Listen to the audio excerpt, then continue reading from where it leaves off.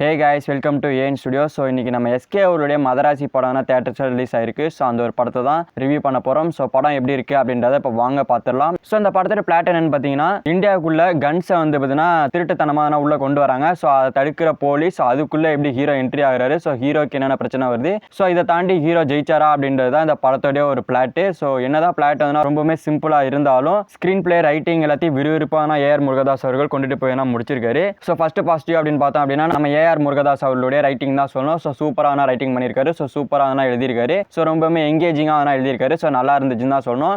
And love சீன்ஸுமே அதனால் ரொம்பவுமே நல்லா எழுதியிருந்தாரு. ஸோ ஒரு சில இடங்களில் லேக் ஆனாலும் அது வந்து பார்த்தீங்கன்னா கரெக்டாக இருந்துச்சு. அண்ட் அடுத்ததாக வந்து ஸ்க்ரீன் பிளே வந்து ரொம்பவுமே விறுவிறுப்பாக ரொம்பவுமே சூப்பரான கொடுத்துருந்தாரு. ஸோ ரொம்பவுமே விறுவிறுப்பாக கரெக்டாக வந்து போணுச்சு. அண்ட் அடுத்ததாக வந்து பார்த்தீங்கன்னா கேரக்டர் டிசைனிங், ஸோ எல்லாமே சூப்பராக பண்ணியிருந்தாரு. ஸோ நம்ம எஸ்கே வில்லன் 2 வில்லன் வராங்க, 2 வில்லனாக இருக்கட்டும் அண்ட் ஹீரோயினியாக இருக்கட்டும். ஸோ ஹீரோயினிலாம் டான்ஸ் ஆட தான் நிறைய படத்தில் யூஸ் பண்ணுவாங்க. ஸோ அந்த மாதிரி இல்லாமல் ஹீரோயினிக்கு ஒரு ரோல் கொடுத்து கரெக்டாக கொண்டுட்டு போய் நிதானமாக கரெக்டாக முடிச்சிருந்தாங்க. ஸோ ரொம்பவுமே சூப்பராக இருந்துச்சு. ஒவ்வொருத்தரும் இன்ட்ரடியூஸ் பண்ணும்போது ஒவ்வொருத்தருக்கும் ஒரு ஃப்ளாஷ்பேக் வச்சு ஒரு விஷயத்த பண்ணுறான்னா அவன் எதுக்கு பண்ணுறான், ஏன் பண்ணுறான் அப்படின்ற மாதிரி ஒவ்வொரு ஃப்ளாஷ்பேக் சீன்லாம் வச்சு ரொம்பவுமே சூப்பரான ஸ்க்ரீன் பிளே பண்ணியிருந்தாரு. ஸோ ரொம்பவுமே அதெல்லாம் சூப்பராக இருந்துச்சு. ஸோ ஒவ்வொருத்தருமே சூப்பரான ஒரு நடிப்பை கொடுத்துருந்தாங்க. அண்ட் இன்னொரு ப்ளஸ் என்னென்னு பார்த்தீங்க அப்படின்னா நம்ம அனிருத் அவர்களுடைய பிஜிஎம் தான் சொன்னோம். ஸோ ரொம்பவுமே சூப்பராக போட்டிருந்தாரு. ஸோ நிறையா ரிவ்யூவர்ஸ் சொல்கிற ஒரு விஷயம், ஸோ அண்டு நான் சொல்கிற ஒரு விஷயம் என்னென்னு பார்த்தீங்கன்னா சலம்பல சாங்னா ரொம்பவுமே சூப்பராக இருந்துச்சு. ஸோ அதுக்கப்புறமா வரக்கூடிய எல்லா சாங்குமே ஆவரேஜாக தான் இருந்துச்சு. ஸோ அந்தளவுக்கு மாசு சூப்பராக சொல்லவே முடியாது. ஸோ எல்லாமே ஆவரேஜாக தான் போட்டிருந்தாரு.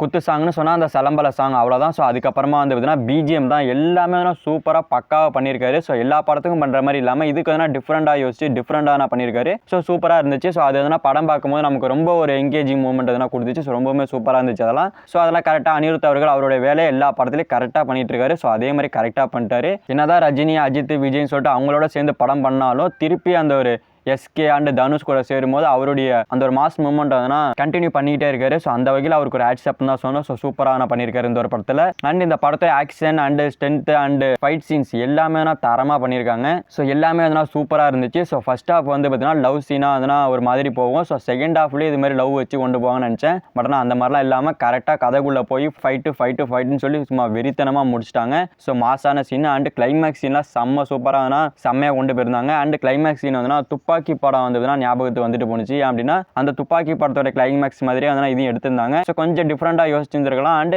வில்லனா இருக்கிற வித்துல் ஜமால் அவர் வந்து பார்த்தீங்கன்னா துப்பாக்கி படத்தில் எப்படி இருந்தாரோ அதே மாதிரியே வந்திருக்காரு. ஸோ புதுசாக கெட்டப் கொடுத்து புதுசாக கொஞ்சம் அவரை மாற்றி ட்ரை பண்ணியிருக்கலாம், அவ்வளோதான். மற்றபடி எல்லாமே சூப்பர் தான் சொன்னோம். ஸோ படம் அங்கங்கே பாசிட்டிவ் ரிவ்யூ தான் வாங்கிட்டு இருக்கு. ஸோ படம் சூப்பராக இருக்கு. ஸோ கண்டிப்பாக குடும்பத்தோட போய் பார்க்கலாம். அண்ட் அடுத்தது நெகட்டிவ்னு பார்த்தோம் அப்படின்னா படத்தோடைய லவ் சீன்ஸ் தான். ஸோ அது ஃபர்ஸ்ட் ஹாப்ல லேக் ஆகிற மாதிரி ரொம்ப போட்டிருந்தாங்க. ஸோ அதை கொஞ்சம் குறைச்சிருந்துருக்கலாம் அந்த லவ்ஸ் எல்லாம். அண்ட் அதுக்கப்புறமா வர செகண்ட் ஹாஃப் அதை தூக்கி சாப்பிட்டுருச்சு. அது செகண்ட் ஹாஃப்லேயே ஒரு லேக், அதாவது ஃபைட் சீன் ரொம்பவுமே அதிகமாக வச்சுட்டாங்க. கிட்டத்தட்ட 10-15 ஃபைட் சீன்ஸுக்கு மேலே போயிட்டே இருக்கு. ஒரே ஃபைட்டாக போயிட்டு இருக்கு. ஸோ அதனால கதையை எதிர்பார்த்து போகிறவங்களுக்கு கொஞ்சம் டிசப்பாயின்மெண்ட்டாக இருக்கும். ஒரே ஃபைட்டாக இருந்துச்சு அப்படின்னா. இல்லை ப்ரோ அதெல்லாம் நான் எதிர்பார்த்து போக மாட்டேன், நான் ஆக்ஷனுக்காகவே படம் பார்க்க போவேன், 100 வாட்டி கூட பார்ப்பேன், 200 வாட்டி கூட பார்ப்பேன் அப்படின்னா இந்த படம் உங்களுக்கு பக்காவாக இருக்கும். வேற லெவலில் என்டர்டைன்மெண்ட் பண்ணும். பட் இந்த கண்டென்ட் அண்ட் நான் அந்த கதை படி போகிறேன் அண்ட் எனக்கு இந்த லவ் படி போகிறேன், இந்த லவ்க்காக போகிறேன் அப்படின்ற மாதிரிலாம் போனீங்கன்னா செகண்ட் ஹாஃப் கொஞ்சம் லேக் ஆகிற மாதிரி, அதாவது டிசப்பாயின்மெண்ட்டாக உங்களுக்கு இருக்கும். மற்றபடி என்டர்டைன்மெண்ட்டுக்காக பார்க்க போறீங்க அப்படின்னா கண்டிப்பான படம் முடிக்கும். ஸோ அந்த அளவுக்கு இருக்கும். அண்ட் அடுத்த மைனஸ் ஏற்கனவே சொன்ன மாதிரி